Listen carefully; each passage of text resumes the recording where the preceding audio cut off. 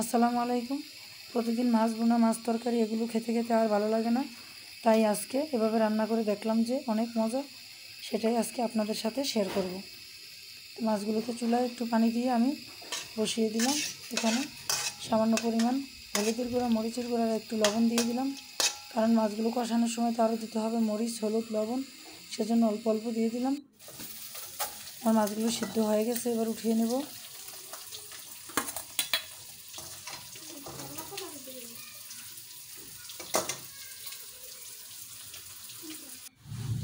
এখন আমি সবগুলো মাছের কাঁটা বেছে নেব এক এক করে।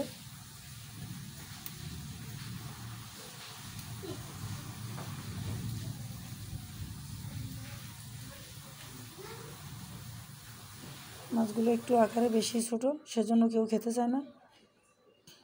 আর এমনি তো ফ্রিজে অনেক দিন মাছ থাকলে মাছগুলোর স্বাদ নষ্ট হয়ে যায়, তখন খেতে আর ভালো লাগে না, একটা শুটকি শুটকি গন্ধ আসে, আমিও খেতে পারি না। এগুলো তো অনেক ছোট ছোট চিকন চিকন কাঁটাগুলো বাছা হয়ে গেছে। এবার কড়াইতে আমি পেঁয়াজ কুচি দিয়ে দিলাম আর পরিমাণ মতো তেল দিয়ে দিব।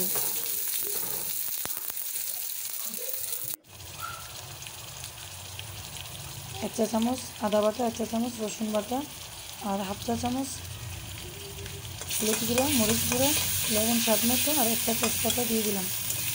এখন মশলাগুলো ভালোভাবে নেড়ে চেড়ে যাতে গায়ের কাঁচা গন্ধটা দূর হয়ে যায়, একটু পানি দিয়ে দিলাম মশলাটা কষানোর জন্য।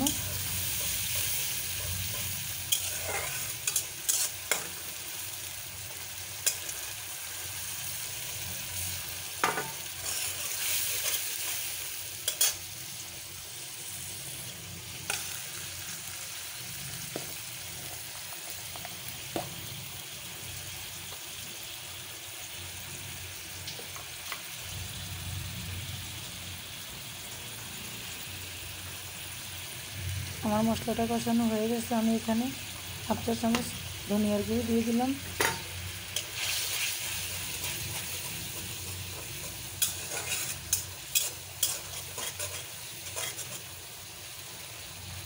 জিরা বাটা নাই আজকে, সেজন্য জিরা বাটি নেই, ধনিয়ার গুঁড়ো দিয়ে দিলাম।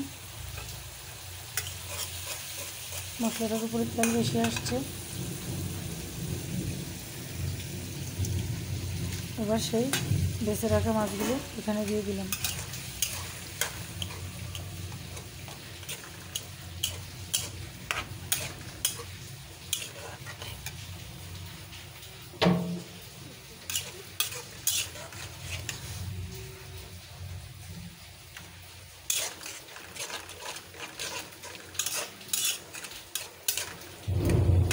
আপনারা এইভাবে একবার রান্না করে খেয়ে দেখবেন, অসাধারণ টেস্ট।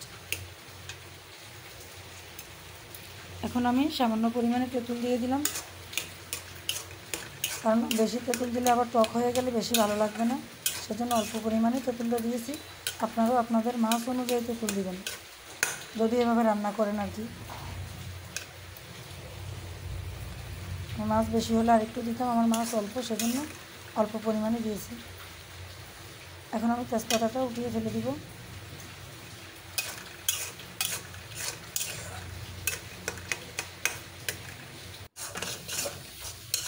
আমার রান্নাটা প্রায় শেষের দিকে, আমার পানিটা শুকিয়ে নিয়েছি।